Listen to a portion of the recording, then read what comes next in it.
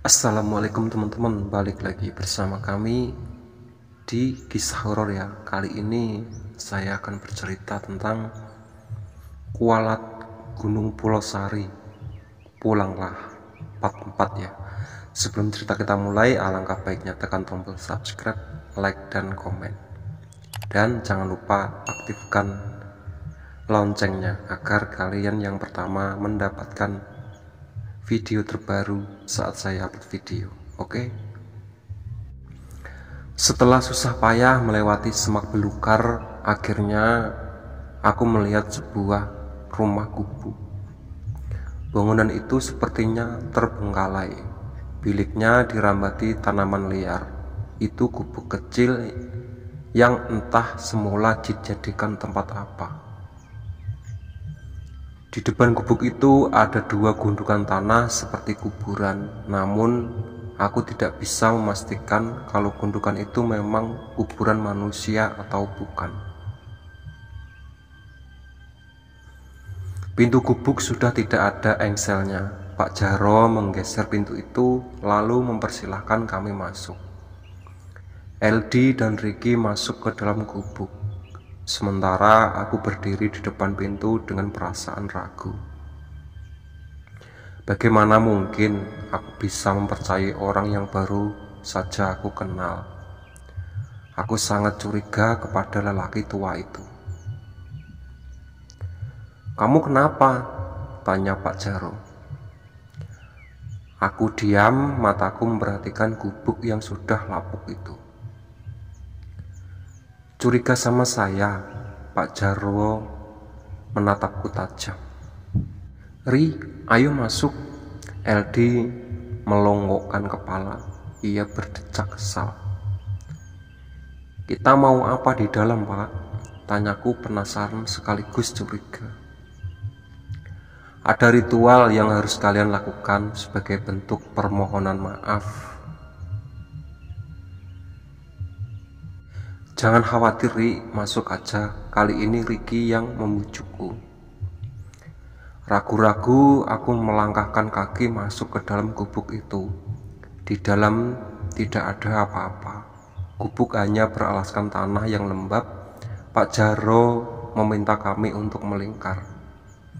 Ia kemudian memejamkan mata, menarik nafas dalam-dalam, lalu bergumam membacakan mantra yang entah apa aku tidak bisa mendengarkan dengan jelas.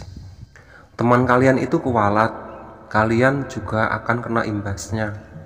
Malam ini kalian harus menginap dulu di sini. Saya akan lakukan ritual Curug Putri agar kalian selamat." "Bagaimana dengan pacar saya, Pak?" tanya LD dengan wajah khawatir. "Nanti setelah ritual dia pasti kembali." Malam semakin larut.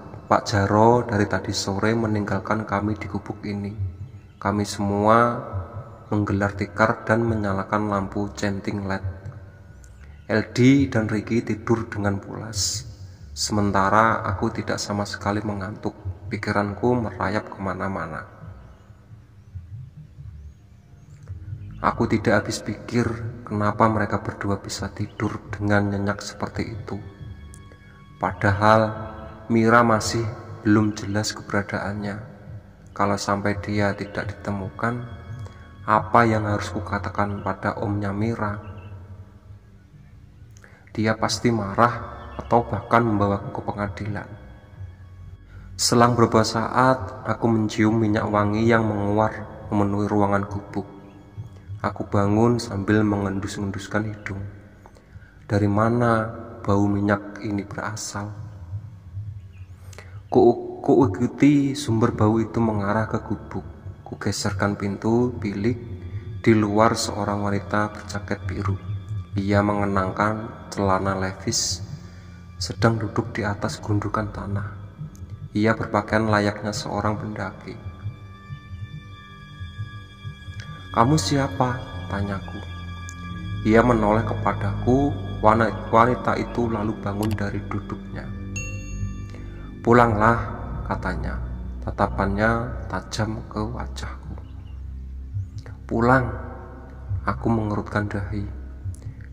Dari dalam gubuk tiba-tiba terdengar suara gaduh. Aku segera masuk kembali.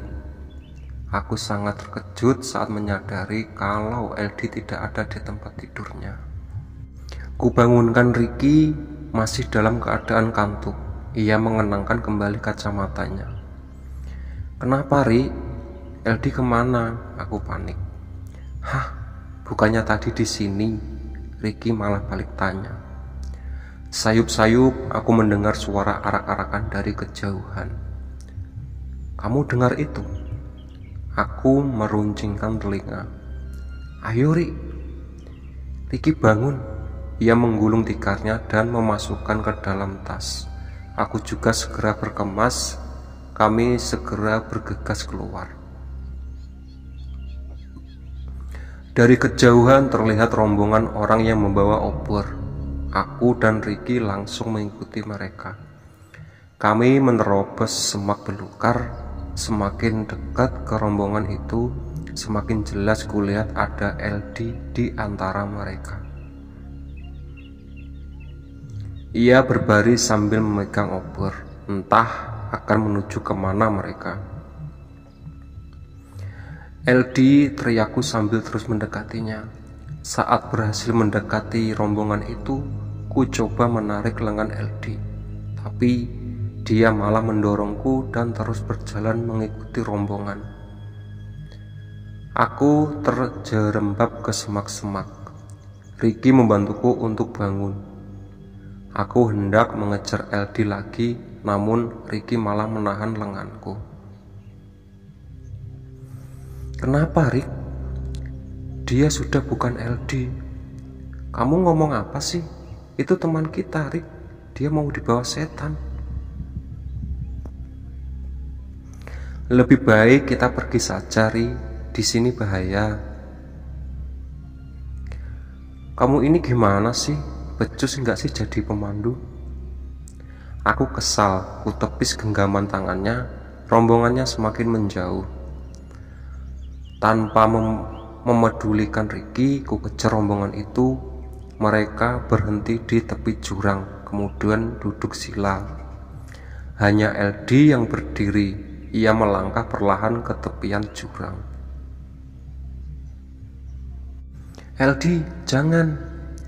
Tak sempat aku meraih tubuhnya, LD menjatuhkan dirinya sendiri ke dalam jurang tersebut. Nafasku terengah-engah. Ku sorotkan senter ke dalam jurang untuk mencari tubuh LD. Tapi jurang itu terlalu dalam.